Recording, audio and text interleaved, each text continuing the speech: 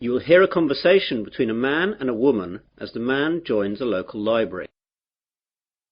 First, you have some time to look at questions 1 to 5.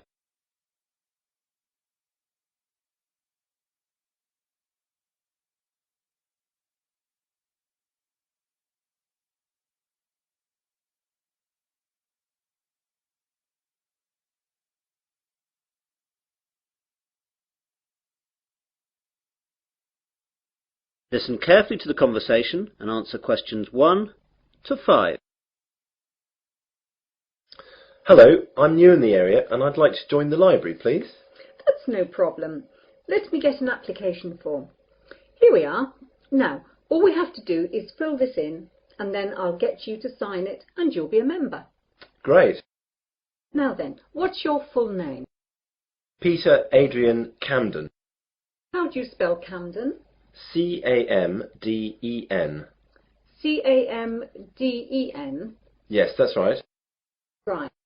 And what's your address? Flat 5, 53 Green Street, Finsbury. OK, got that. That's near here, isn't it? Yes, just 5 minutes walk. What's the postcode? 7434. Got that now. Now, can you tell me your date of birth? 8th of July 1976. And what's your telephone number? Well, I don't have a home number, but I've got a mobile. That'll do fine. It's 06634 982 746. Did you get that? Some of it. Can you say it again? The code's 06634 and the number's then 982 746. Right. That's almost it. Now I need some kind of identification to prove where you live. Do you have a driving licence or a passport or anything like that? I'm afraid that everything I have has got my old address on it. Do you need it now? No, not now, but you won't be able to take anything out until we see that. Wait a minute. I've got a letter addressed to me here that arrived this morning. Will that do? Oh yes, that's a good idea. That will be fine. Let's look. OK, well that's finished. Before the conversation continues, you have some time to look at questions 6 to 10.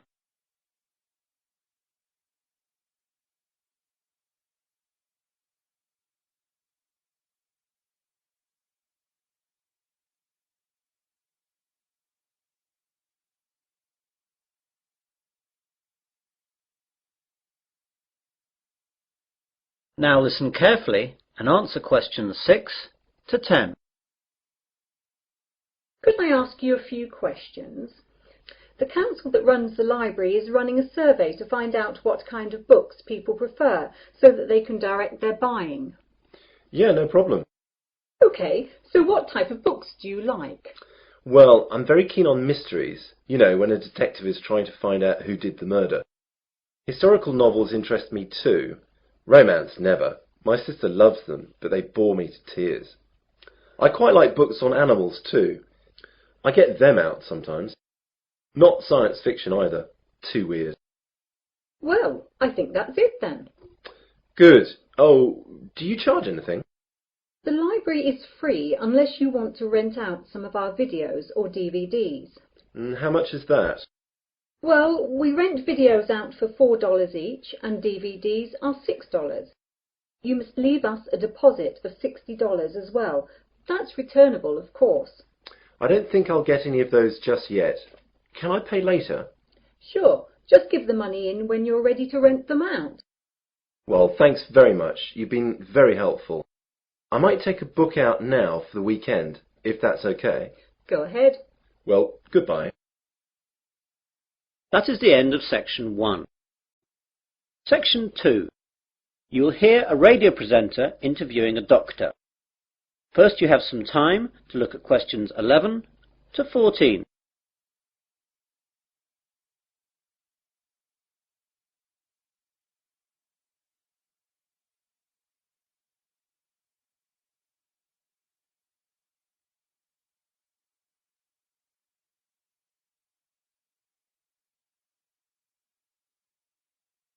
Now listen carefully to the interview and answer questions 11 to 14. Hello everyone. I've just been joined in the studio by Dr. Matthew Johnson. Dr. Johnson works at the Wesley General Hospital and he's here today to tell us all about giving blood. Good morning, Matthew. Good morning. So Matthew, why is it important for us to give blood? Donating blood is not important. It's actually vital that people do this. Without donated blood, thousands of people would die every year, and it's something that could affect everyone. We all expect blood to be there for us, but barely a fraction of those who can give do. Yet, sooner or later, virtually all of us will face a time of great vulnerability in which we will need blood, and that time is all too often unexpected. The need for blood is great. On any given day, an average of 38,000 units of red blood cells are needed. Blood transfusions are often needed for victims of things such as accidents and burns, heart surgery, organ transplants, and patients receiving treatment for leukemia, cancer or other diseases. In 2002, nearly 29 million units of blood components were transfused, and with an ageing population and advances in medical treatments and procedures requiring blood transfusions, the demand for blood continues to increase. We really need that much? Yes, and we need it now. Blood supplies nationwide have reached critically low levels, with less than 1 day's supply of several blood types.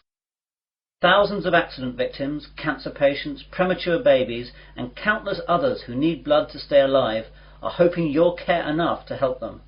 All blood types are needed. You now have some time to look at questions 15 to 20.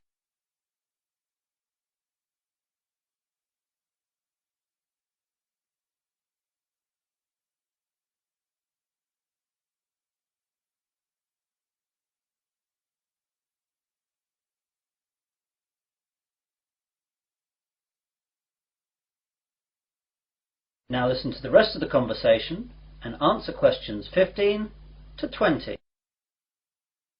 What are the different types? It's a bit more complicated than that. First we collect the whole blood from donors, and then it's sorted into the different types, which are basically O, A, B or AB, though there are also divisions here. Then the blood is split into its constituent parts. We divide it into 4 basic parts. First there are the red blood cells, then the white blood cells, then things called platelets, and finally plasma. This is shipped off to hospitals where they use the blood parts that the patients need. What are the different parts used for? Well, as I said before, the whole blood is your blood in its natural state, and something we rarely use. It's much more useful to us to have it separated into its component parts. Red blood cells are what everyone associates with blood, i.e. it's red. It's widely used to replace lost blood during surgery or when people hemorrhage. Its main function is to carry oxygen to cells. White blood cells are the most important part of the body's immune system, and they're used for patients whose normal defense systems aren't working properly. Platelets are crucial for making your blood clot, and we need to give them to patients who suffer from illnesses that deplete their natural levels of platelets, or they will bleed to death. Finally, plasma is what carries the other parts of blood around and needs to be administered with any of the other components. Take away the red blood cells and this is actually yellow. So that's what blood is all about. Now you're here in Wesley today to collect blood. Can you tell us where and when we can donate? Of course. We're set up here today, that's Wednesday, and for the next 2 days at Wesley General Hospital at the outpatients department. Come along between 9 a.m. and 4:30 p.m. and we'll be able to deal with you within 1 hour. And let me tell you a few things that will calm your fears about giving blood. Aside from a brief needle prick, it doesn't hurt to give blood. Your body will replace the blood you donate within days of your donation. And finally, you can't catch AIDS, hepatitis, or any other disease by giving blood. And of course, you get a cup of tea and a biscuit afterwards. And can anyone give blood? Almost everyone. Donors must be in generally good health, be at least 17 years of age, weigh no less than 110 pounds, have not received a tattoo within the past year, and not have donated whole blood within the past 56 days. We screen donors with a series of questions before we take the blood, so if you're unsure, come down and we'll let you know. Please come down and see us. Remember, if you can donate 1 pint of blood, this can save up to 3 lives. Well, thanks, Matthew. I, for one, will definitely be going down to Wesley General to donate. That is the end of Section 2. Section 3. You will hear a conversation between 3 people about use of university computers. First, you have some time to look at questions 21 to 27.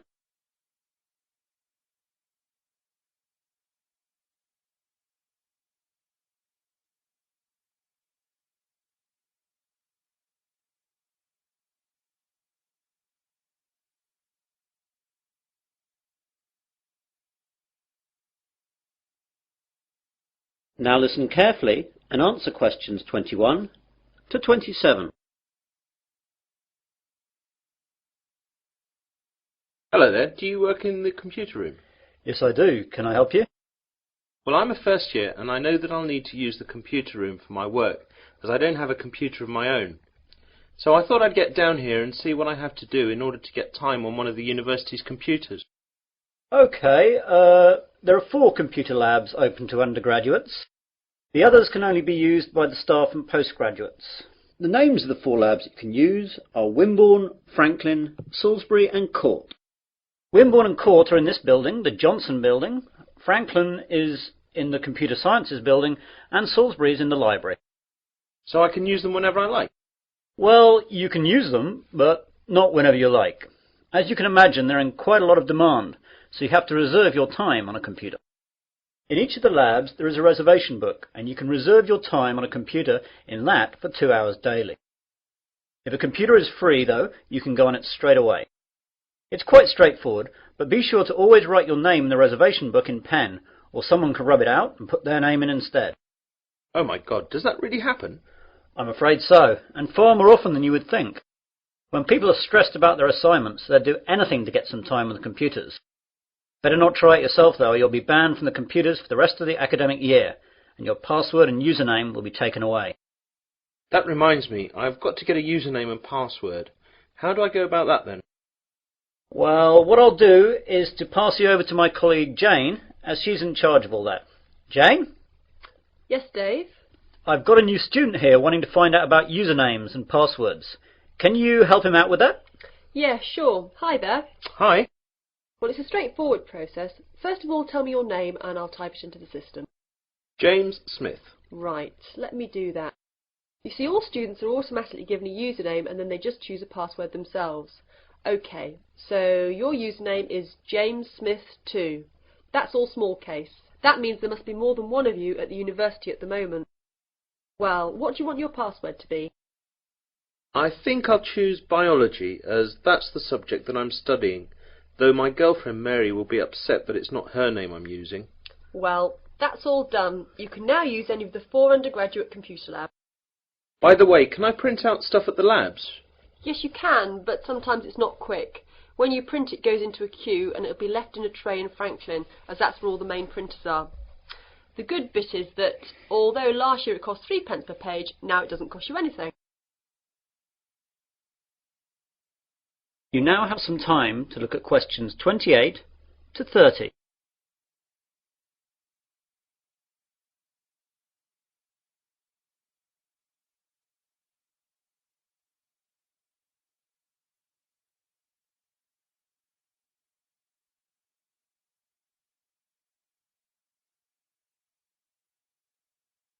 Now listen to the rest of the conversation and answer questions 28 to 30.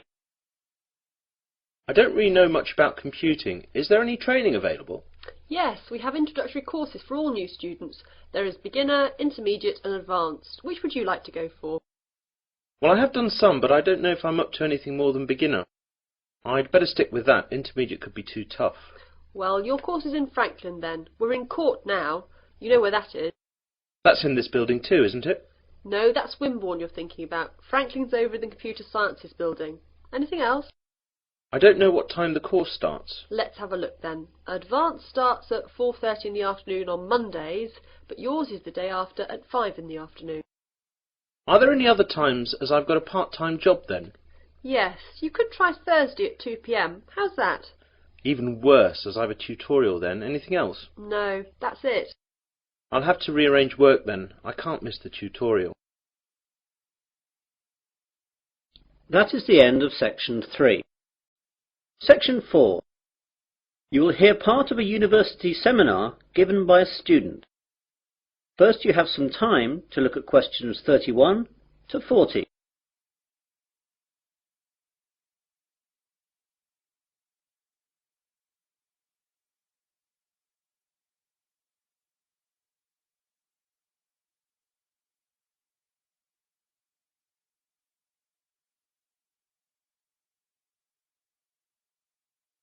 Now listen carefully and answer questions 31 to 40. Good afternoon, everyone. In today's seminar, we're going to continue listening to different students giving us a presentation on the subject of their term paper. Now, today is Hillary's turn. So, what are you going to talk about today, Hillary? Well, some of you will know that I was brought up when I was young in Japan, and I'm going to do my term paper on Japan's bullet trains, which have revolutionized their rail industry. Japan's main island, Honshu, is covered by a network of high-speed train lines that connect Tokyo with most of the island's major cities and Fukuoka on the island of Kyushu. Japan's high-speed trains are called Shinkansen, but are known to us as bullet trains. The Japanese bullet train system is credited with being the world's first purpose-built high-speed railway, and the model and inspiration for all other similar type systems running today, such as the French TGV. The reputation it has earned for safety, speed, and punctuality is unsurpassed. I'd like to give you some figures about that. As regards safety, there has never been a death on the bullet train system since its inception in 1964, other than that caused by deliberate passenger misadventure. As far as speed is concerned, the bullet train holds the current world record for the fastest average speed between two station stops, which was 261.8 kph between Hiroshima and Kokura. The train travelled 192 kilometres in 44 minutes. This record is from the 500 series Nozomi trains, running at a maximum speed of 300 kilometres an hour between Shin Osaka and Hakata. I'll talk more about them later. The punctuality puts European train services to shame. Most trains arrive at their destination after several hours to within the second. In 1 year, the total time that all bullet trains were late by was 12 seconds. This statistic is hard to believe, but it would be difficult to prove otherwise, and that's what the rail authorities in Japan have told us. Now I'd like to tell you a bit about their history. The first bullet train was introduced in 1964 by Central and West Japan Railways for the Tokyo to Osaka route. Most of these old trains have now been discontinued. There have been several bullet train models since then. The most recent ones have been the 300, 500 and 700 series, and it's the 500 series one that can travel at 300 kph. The bullet trains operating in Japan today are of the three following categories: Nozomi, Hikari and Kodama. The Nozomi trains stop only at the most important stations and reach Osaka from Tokyo in only about 2.5 hours, and it's the most modern of bullet trains that serve as Nozomi. Hikari trains stop a little bit more frequently than Nozomi trains and need roughly 3 hours to reach Osaka from Tokyo. Kodama trains stop at all stations, and they are the local trains among bullet trains. Older models of bullet trains serve as Kodama. I'd like now to talk a little bit about the technology involved in bullet trains. The Shinkansen bullet trains consist of electrically powered cars. That means basically all individual cars are equipped with electric motor driving systems. This is in contrast to locomotive trains, in which the locomotive pulls the passenger coaches. The realization of the high-speed Shinkansen with the electric train system had a great significance. The French Train à grande vitesse, or TGV, runs on a centralised power system, in which the heavyweight, high-output locomotives at both ends pull the passenger coaches. It's a system suitable to European railways, which run basically on straight tracks in wide plains with solid foundations. However, it is unsuitable in Japan, where the ground is flimsy and the tracks full of curves and undulations, and intercity distances are short, making it necessary for the trains to accelerate and decelerate frequently. One of the advantages of the electric car system is that the motor functions as a brake to reduce the speed of the train.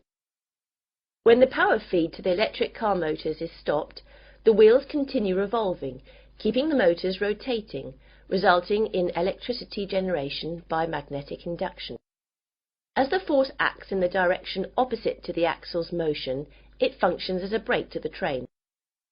All the motors equipped on each coach can be utilised effectively to reduce the speed, making the electric train system advantageous on Japanese railways, which involve frequent deceleration and acceleration.